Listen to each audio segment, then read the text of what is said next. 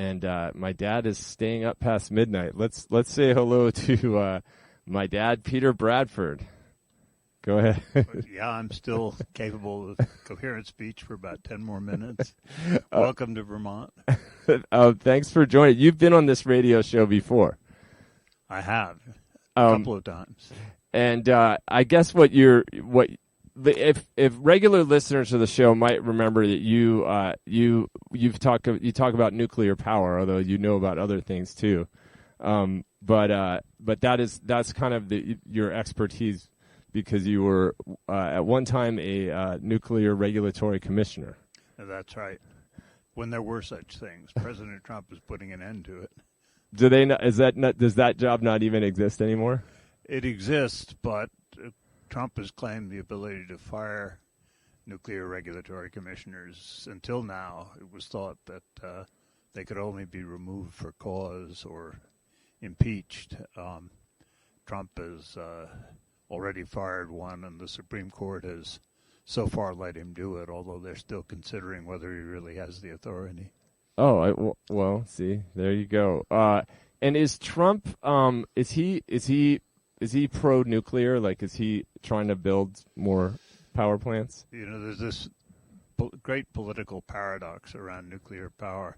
Yes, and the short answer is yes. He considers himself wildly pro-nuclear. And by and large, the nuclear industry does less well under presidents that are over the top in favor of nuclear power. The same would have been true of President Reagan and the second President Bush. And in both cases, the nuclear industry went absolutely nowhere under their administrations. We'll see what happens with President Trump.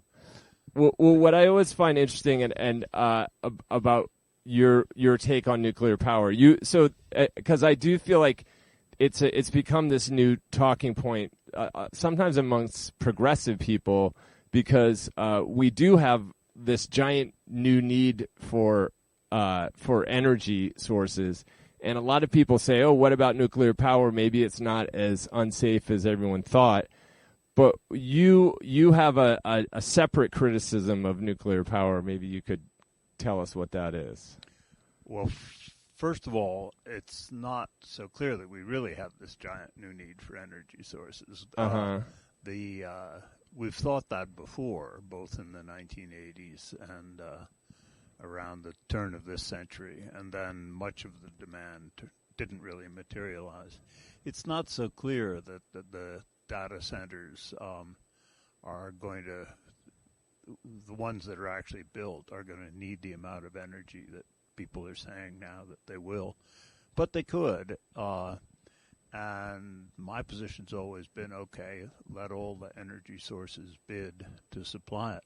Nuclear power's problem is that it's so expensive that it never wins that kind of competition. It's always underbid by combinations of renewables, energy efficiency, and battery storage. And as a result, there really has not been a successful nuclear power plant built in the United States in many, many years. There were two completed in Georgia 3-4 years ago, but they were wildly over budget and way behind schedule. And that's kind of funny, because I feel like oftentimes the conservative criticism of solar energy and sort of renewable energy is that it's propped up by the government and that it's actually wildly expensive, but that actually is more true about nuclear power. Oh, absolutely. I mean, from the very beginning of nuclear power, it was developed entirely in government laboratories and then gifted to the private sector. The government made a commitment that it hasn't realized, but nonetheless a commitment to take all of the nuclear waste, the high-level nuclear waste, and as a result, the taxpayer is completely responsible for the industry's waste output. That's not true of any other industry. The federal government's put a limitation on the liability of the nuclear industry for accidents, again, something that no other industry has, and that the nuclear industry says it would not be willing to build without. So there have always been those very large subsidies available. And on top of that now, both the state and federal governments have essentially charged the difference between the cost of nuclear power and the cost of other sources, either the U.S. taxpayer or to state taxpayers or to the customers of the power plants, by essentially mandating that the plants must run and the customers must use and pay for them.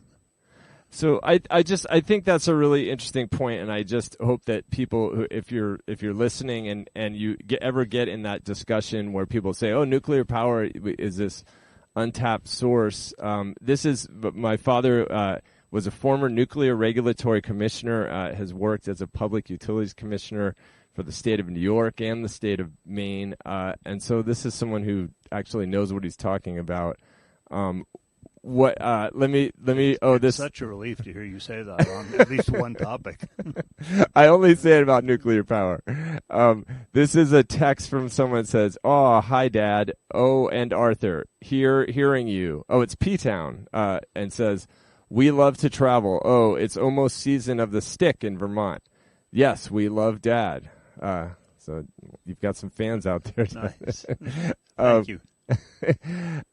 What if someone were to say, and because I know for a while you also would consult developing countries when they were building out their power grids. If someone were to say, if say you were starting a new country or just you had this need for power, what would you advise to say Oregon needed more power?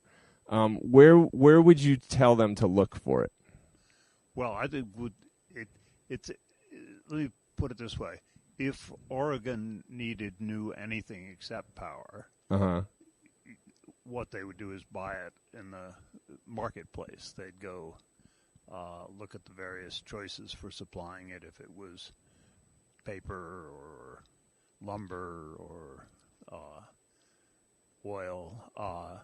And they'd choose whatever provided the best combination of price and service and reliability. With electricity, historically, the customers couldn't do that. State utilities commissions made the choice for them. But in the last 25 years, we have developed ways to buy electric power competitively. Most of the country, most of the electricity sold in the U.S. now, including in Oregon, is sold through competitive market processes. And that's one of the reasons why no nuclear power plants get built. They can't compete. They never bid even. And so they've spent the last 25 years figuring out how to subvert the marketplace by getting these massive subsidies from taxpayers and from customers and being put on a must-run basis. Otherwise, even the operating reactors, and there are about 90 of them, many of them would have closed down because they're not competitive either. So, short answer is, if you need a lot of electricity, run your marketplace, run the auctions, see who bids what. It's not inconceivable that nuclear power would win some of those auctions if the real need for electricity in the future is as high as some people say it might be. But whether you talk about these new whiz-bang small reactors or building the large conventional reactors, they just have had no competitive market success so far. And the problem for the new ones is that for all the promise that people see in them, there are none that are actually up and operating. So there's no experience to go by to see whether they really are able to produce power cheaply, be built on time, operate reliably. And as to those plants now, the taxpayers are taking almost all of the development risk. Yeah. So I think that's I always find that to be something that I feel like is under discussed. Before I know I'm keeping you up past your bedtime, so since this is sex, drugs, and basketball, you actually, I don't know if listeners know this, but you are a very tall person, and you used to be able to dunk at one time. It's a distant memory, but yes. When was the last time you dunked a basketball? Let's see. It was the winter of the year I was 18. I damaged a knee and lost that ability after that. But that would have been 1960. And then you briefly played in Greece. Is that correct? Yes. When a few years later, lived for a year in Greece as a teacher. And my comparative advantage was restored because the Greek people aren't very tall. So it was as though I could jump high again. Just for reference, my father, when in his younger days was 6'8". So he's. I think you've shrunk a little bit since then, but it's true, shriveled in fact. And you or settled. I was actually meaning to ask you this because every once in a while I come across this story, and that you've told me too. It's sort of a famous incident that happened I believe at a Greek basketball game where a player was so upset at the officials' bad calls that he smashed his head against the wall, and he paralyzed himself. Do you know? Yeah, do you know what I'm talking about? It's true. Were you there when that happened, or you just were in Greece? No, kind of in spirit maybe, because he actually played for the team that I played for. Oh, okay. What happened was that when I played for them, they were a thoroughly mediocre team of no account in a second-tier league in Greece, where basketball was not at that time a significant sport. But a few years later, they, as many European teams did, recruited former NBA players or college players who couldn't quite make the NBA and became very good and, in fact, won the European Championship. So now when I tell Greek people that I once played for Panionios, it's... I don't know, kind of as though I said that I'd played for the Lakers without mentioning that at that time they were still in Minneapolis and not a strong team. That's not a great analogy, but anyway, people get much more excited about my having played for Panionios than they should. But this poor guy was a Yugoslav, and it was like 30 years after I played for Panionios. And, yeah, he got really upset at a call, and he smashed his head not against the wall but against the metal support that holds up the basket. And, he was protesting a referee's call, and he smashed his head so hard that he paralyzed himself. And every once in a while I come across that story, and I'm glad I couldn't remember whether you were there, but now I understand it with your team. So here's a weird coincidence. I was not there, but one night about 10 years ago, I was having pizza in a restaurant a couple of hours from here, and the waiter was Greek, and so we got to speaking Greek, and as I do on such occasions, I slipped in as soon as I could that I went to play for Panionios. And this waiter said, "That's amazing, I did too." Which, had I not been telling the truth, would have been a real oops moment. But he understood perfectly, and we got to talking, and it turned out he actually had been there on the night that this happened. So while I was not, I probably did tell you that story, and I do know someone who was. Yes, now that I remember you telling me that story, and then because I read so much basketball stuff online, I came across it and realized it was kind of a well-known story. I wanted to close, so this sort of crosses into the sex line well, it's that this is one of my favorite basketball stories of yours, is that you were playing for this Greek team, and you were shooting free throws for the game, I believe, and And do you want to tell the story? Yeah, okay. I do know the story you're alluding to. So I was not much of a foul shooter in those days. I got better later in life. But I had been at Yale when the Yale team almost succeeded in defeating Wake Forest in the NCAA tournament, and a good friend of mine who was the center had a foul shot after time had run out, and with the score tied at the end of regulation. And he was nervous, and he shot it, and it fell well short, and then Wake Forest won easily in overtime. So when I found myself on the foul line a couple of years later, I thought of him, and I said, well, I'm not going to leave this shot short. And so I overshot it, deliberately thinking that my nervousness would be offset. But the ball flew over the front rim, it flew over the back rim, it smashed off the backboard, it fell right back through the net.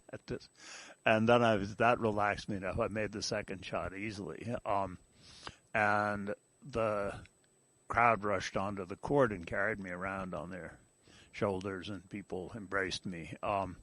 And the next morning, when I was back at the boarding school that I was teaching at, I woke up and I had this rash on various awkward places, but including my cheeks and neck. And when I got to the dining hall, one of the wives of another teacher said, "What have you been up to? What's going on with your cheeks and your neck?" And I explained what had happened, and she laughed and said, "Oh, well, now you know what women put up with. This is whisker burn." Well, I had no idea until and what on earth had happened to me. I realized the way I should have phrased that was, now that we're going to get into the sex portion of the show, tell us about the time that you woke up with whisker burn on your inner thighs. Yeah, well, that was one of the places as a result of being carried around people's shoulders. Anyways, this has been my session with my dad, Peter Bradford, and since it's well past midnight where we are, I'm going to let you go to bed. But thanks for taking the time to talk with us, Dad. It's been fun.